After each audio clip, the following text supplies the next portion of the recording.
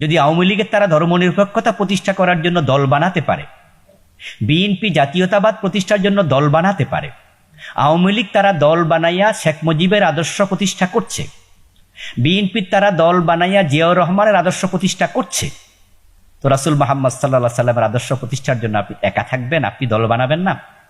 আপনি ওদের সাথে কুলাইতে পারবেন? রাসূলের আদর্শ এমনিতে প্রতিষ্ঠিত হয়ে যাবে?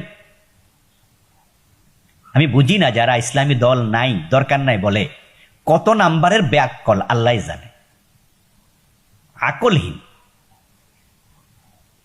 ইসলামী দল ব্যতীত আপনি কিভাবে এই দেশে আপনি কোরআনকে ক্ষমতায় নেবেন? রাষ্ট্র ক্ষমতায় কোরআনকে আল্লাহ আকাশ থেকে জিবরিল পাঠাইয়া, ফেরেশতা পাঠাইয়া দেয়া যাবে? অনেকে বলেন যে আপনি তাওহীদের দাওয়াত দেন, কোরআন হাদিসের দাওয়াত দেন, এমনি ক্ষমতা এসে যাবে। তাই নাকি? তাহলে প্রিয় নবী সাল্লাল্লাহু আলাইহি ওয়াসাল্লাম সাহাবায়ে কেরামকে নিয়ে এত কষ্ট কেন করলেন? ওয়াজআল লি মিন লাদুনকা সুলতানান নাসিরা দোয়া কেন করলেন? দোয়া কি প্রচেষ্টার অংশ নয়? রাসূল বলে, আল্লাহ আপনি আমাকে রাষ্ট্র ক্ষমতা দেন। উনি দোয়া করতেছে, আর আপনি বলতেছেন আল্লাহ নিজে নিজে দিয়ে দেবে। তো রাসূল দোয়া করতে গেলেন কেন? রাসূলকে দোয়া কি শিখেছে? আল্লাহ নিজে। জাহিদু ফিল্লাহি হাক্কা জিহাদি, চেষ্টা করতে হবে না?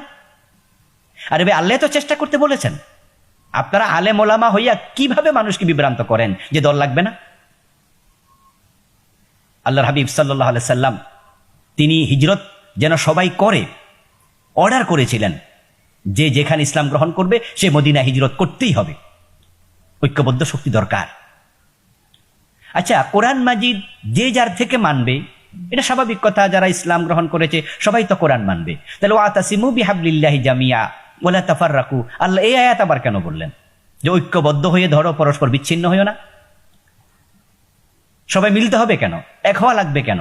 ওয়ালতাকুম মিনকুম উম্মাহ, এটা লাগবে কেন? কোরআন মাজিদের এই আয়াতগুলোকে একবারে অপব্যাখ্যা করছে লোকগুলো, উল্টা চলছে। আর আলেমদের এই বিচ্ছিন্নতার সুযোগ নিয়ে জালেমরা ক্ষমতার মসনদ দখল করে নিয়েছে। এই জন্য আমরা বলবো অবশ্যই দলবদ্ধ চেষ্টা লাগবে, তবে এই জন্য সকল আলেমের একটা দল হোক, এটাই আমরা চাই। সব আলেম মিলে যেন এক দল হয়।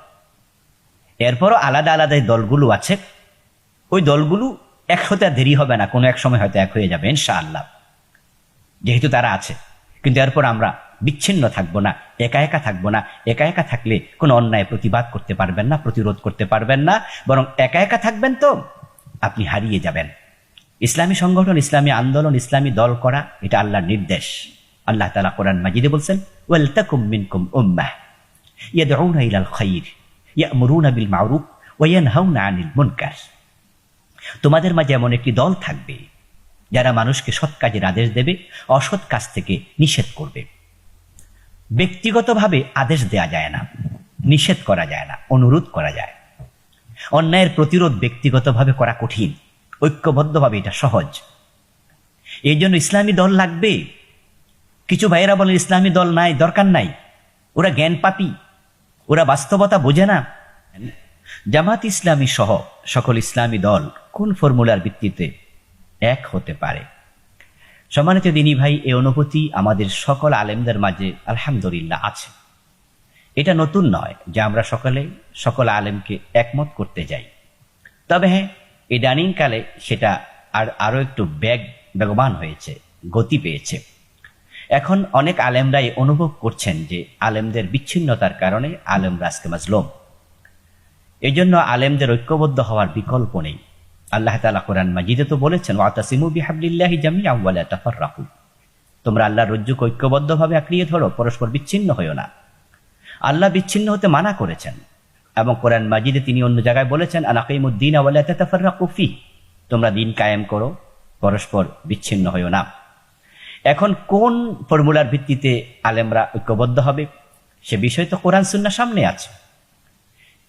তোমরা যদি কোনো বিষয় ইনতানা আযাতুম ফি শাইইন ফারুদ্দুহু ইলাল্লাহি ওয়া রাসূলিহি ওয়া রাসূল, তোমরা যে কোনো বিষয় দ্বিমত করো, যে নেজা করো, তখন আল্লাহ এবং তার রাসূলের দিকে ফিরে যাও।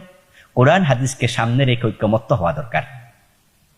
সে ফর্মুলা স্পষ্ট যে আমরা কালেমার ভিত্তিতে এক হতে চাই, যে আপনিও আলেম আমিও আলেম, আপনিও মোমেন আমিও মোমেন, আমাদের কিতাব আল কোরআন। সুতরাং কোরআনকে আমরা সকলে মিলে আঁকড়িয়ে ধরতে চাই। হ্যাঁ, বিভিন্ন ফরঈ মাসআলায় আমাদের ইখতিলাফ থাকতেই পারে। সাহাবায়ে কেরামের মাঝেও বিভিন্ন বিষয়ে মতভেদ ছিল, কিন্তু কোরআন এবং সুন্নাহর বিষয়ে তারা কোনো মতভেদ করেননি। অর্থাৎ তারা কোরআন এবং সুন্নাহকে আঁকড়িয়ে ধরেছেন সকলে মিলেই। কোরআন সুন্নাহকে আঁকড়িয়ে যদি আমরা ঐক্যবদ্ধভাবে ধরতে পারি, তাহলে ছোটখাটো বিষয়গুলো এড়িয়ে গিয়ে ইনশাআল্লাহ আলেমদের মাঝে একটি আলাদা শক্তি তৈরি হবে। আল ইত্তিহাদু কুওয়া, ঐক্যের মাঝে শক্তি আছে। আলেমরা মায়ের খাবে না, এদেশের মানুষ আলেমদের সাথে আছে। তা আমার পক্ষ থেকে যে ফর্মুলা আমি দিতে চাই সেটা হচ্ছে, ছোটখাটো ইখতিলাফগুলো আমরা নিজের কাছে রাখবো। আমরা যখন একসাথে বসবো তখন সেগুলো নিয়ে আমরা আলোচনা করব না, আলোচনায় আনবো না। আমাদের নিজস্ব যে মতামতগুলো আছে, বিভিন্ন রকমের চিন্তা আছে, এগুলোকে আমরা নিজস্ব গণ্ডিতে রাখতে চাই। আমার মত আমি আপনার উপর চাপিয়ে দেব না, আপনার মত আপনি আমার উপর চাপিয়ে দেবেন না। তবে হ্যাঁ, একজন মোমেন আরেকজন মোমেনের আয়না, আদ-দীন ওয়ান নাসিহা। যদি আমরা এসব বিষয়ে কথা বলতে চাই, অবশ্যই আমরা শ্রদ্ধা রেখে ভালোবাসার সাথে নসিহতের মানসিকতা নিয়ে বলবো, কোনো অসুবিধা নেই। আল মুমিন মিরআতুন লি আখিহি, একজন মোমেন তার ভাইয়ের জন্য আয়না। এই জন্য আমার কোনো বিষয় যদি আপনি মনে করেন যে এখানে ভাইকে সংশোধন দেয়া দরকার, আপনি একটু শ্রদ্ধা ভরে, আপনি ভালোবাসা নিয়ে যদি আমাকে সংশোধন দেন, আমি তো মনে কষ্ট পাওয়ার কথা নয়। ঠিক আপনার কোনো বিষয় যদি আমি মনে করি আপনাকে একটু সংশোধনী দেওয়া দরকার, আমিও যদি শ্রদ্ধার সাথে ভালোবাসা দিয়ে আমি সংশোধনী দেই, আপনিও তো মনে কষ্ট পাওয়ার কথা নয়। এগুলো আমরা পরে ভাববো, আগে আমরা ছোটখাটো এই বিষয়গুলোকে এড়িয়ে যেতে চাই। বরং কোরআন সুন্নাহকে আমরা সকলে মিলে ধরতে চাই। যেখানে সেকুলারিজম, সোশ্যালিজম, মনার্কিজম, যেখানে আপনার মানুষ ধর্মনিরপেক্ষ হয়ে ঈমান হারাচ্ছে, যেখানে মানুষ দেখা যাচ্ছে পুঁজিবাদী হয়ে যাচ্ছে, যেখানে মানুষ আজকে সমাজতন্ত্রবাদী হয়ে যাচ্ছে, যেখানে মানুষগুলো ধীরে ধীরে দিন থেকে দূরে সরে ঈমান হারা হয়ে যাচ্ছে, সেখানে আমাদের বিচ্ছিন্নতা তাদেরকে তো আরো ঈমান হারা হতে সহযোগিতা করছে। এই জন্য আলেমরা যদি আমরা কোরআন সুন্নাহকে ঐক্যবদ্ধভাবে আঁকড়িয়ে ধরি, ছোটখাটো বিষয়গুলোকে এড়িয়ে যাই, তাহলে ইনশাআল্লাহ ঐক্যবদ্ধ হওয়া কোনো ব্যাপারই না। আল্লাহ তৌফিক দান করুক। চেয়েছেন, যারা পবিত্র কোরআনকে সংবিধান হিসাবে মানে না, তারা কি মুসলিম থাকবে? কোরআন মাজিদ হচ্ছে আইনের কিতাব। আল্লাহ তাআলা কোরআন নাজিল করেছেন প্রিয় নবীর কাছে, বলেছেন আপনি মানুষের কাছে বিচার করুন, আন তাহকুমা বাইনান নাস বিমা আরাকাল্লাহ। আন তাহকুমা বাইনান নাস, মানুষের মাঝে ফয়সালা করবেন, বিচার করবেন, হুকুম দেবেন, বিমা আরাকাল্লাহ, আল্লাহ যেভাবে আপনাকে দেখিয়েছেন। আমি কিতাব নাজিল করেছি, এই কিতাবের মাধ্যমে আমি দেখিয়েছি কিভাবে বিচার করতে হয়, ফয়সালা করতে হয়। কিতাবের ব্যাখ্যা হাদিস রাসূলকে আল্লাহ শিখিয়েছেন। এই জন্য কোরআন এবং সুন্নাহ হচ্ছে আইনের কিতাব। কি করতে হবে, কি করা যাবে না, পুরা জীবনের সব বিষয়ের আইন এখানে আছে। এই জন্য মুসলমানের জীবনের আইনের কিতাব সংবিধান আল্লাহর কোরআন। যে ব্যক্তি কোরআনকে আইনের বই হিসাবে, আইনের কিতাব হিসাবে মানবে না, শুধু তেলাওয়াতের কিতাব মানবে, সে ব্যক্তি প্রকৃত অর্থে মুসলমান থাকবে না। এই জন্য কোরআন মাজিদ আল্লাহ তাআলা বলেছেন চোর ধরে হাত কাটতে হবে। কোরআন মাজিদ আল্লাহ তাআলা বলেছেন ওমান লাম ইয়াহকুম বিমা আনজালাল্লাহ ফাউলাইকা হুমুল ফাসিকুন ফাউলাইকা হুমুজ যালিমুন ফাউলাইকা হুমুল কাফিরুন। যে ব্যক্তি আল্লাহ যা নাজিল করেছেন সে কোরআনের আলোকে, নাজিল করা বিধানের আলোকে দেশ চালাবে না, সমাজ চালাবে না, পরিবার চালাবে না, ব্যক্তি চলবে না, সে ফাসিক, সে জালেম, সে কাফের। এই জন্য কোরআন হচ্ছে আমাদের আইনের কিতাব, আমাদের সংবিধান। কোরআন থাকতে মুসলমানের আর কোনো সংবিধান প্রয়োজন নেই। উল্লেখ্য যে কোরআনে যে বিধানগুলো নেই সেগুলো রাষ্ট্র করতে পারবে। যেমন ধরেন, কোন জায়গায় সিগন্যাল বাতি লাগাইতে হবে, কোন জায়গায় 4 লেন করতে হবে, কোন জায়গায় 1 লেন থাকবে, একদিকে গাড়ি যাবে আরেক দিকে গাড়ি বের হবে। এই রাস্তা যদি ঢোকে গাড়ি উল্টা পাল্টায়, তাহলে ট্রাফিক জরিমানা করবে। এই আইন রাষ্ট্র বানাইতে পারবে। আপনি 4 লেন বানাবেন না, 2 লেন বানাবেন না, 1 লেন বানাবেন, এটা তো আর কোরআনে থাকবে না, প্রয়োজন নেই। যা কল্যাণকর আপনারা করুন, কিন্তু কোরআনে যে বিধানগুলো আছে সেগুলোর খেলাফ কোনো বিধান করা যাবে না, সেগুলো মানতে বাধ্য। কোরআন সংবিধান, এটা বিশ্বাস করা ফরজে আইন। ব্রিটিশ আইনে চলমান আদালতে আইনজীবী হওয়া যাবে কিনা? জটিল প্রশ্ন। ব্রিটিশ আইনে চলমান আদালত, আমাদের আদালতও তাই। এখন আমরা যদি উত্তর দেই যে না, এখানে আইনজীবী হওয়া যাবে না, বিচারক হওয়া যাবে না, তো তাহলে তো সব জালেমরা চেয়ার দখল করবে আর মন মতো রায় দেয়া শুরু করবে, নতুন নতুন আইন বানাবে, জুলুম করবে। তাই আমরা বলবো যে হ্যাঁ, ব্রিটিশ আইন হারাম, তাদের বানানো আইন অনুসরণ নাজায়েজ। এটা মাথায় রেখে বাস্তবতার চাহিদার আলোকে আইনজীবীও হওয়া যাবে, বিচারকও হওয়া যাবে।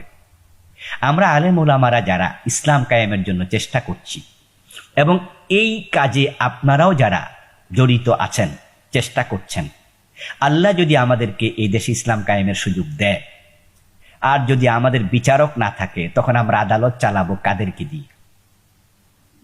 এখন সবাই যদি আমরা বলি যে না, ব্রিটিশ আইনের অধীনে আদালতে বিচারক হওয়া যাবে না, আইনজীবী হওয়া যাবে না, তাহলে দেশে ইসলাম ক্ষমতা যাওয়ার পরে আমরা বিচারক পাবো কোথায়?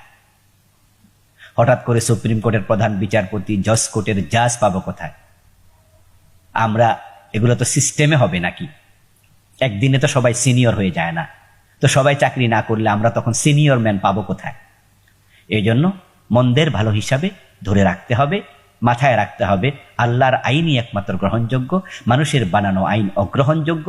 এরপরেও আমরা এই জমিনটাকে কোরআনের রঙে রাঙ্গাতে চাই, আল্লাহর আইনে সাজাতে চাই। এই চিন্তা মাথায় নিয়ে আপনি উকিলও হবেন, ব্যারিস্টারও হবেন, জজও হবেন ইনশাআল্লাহ।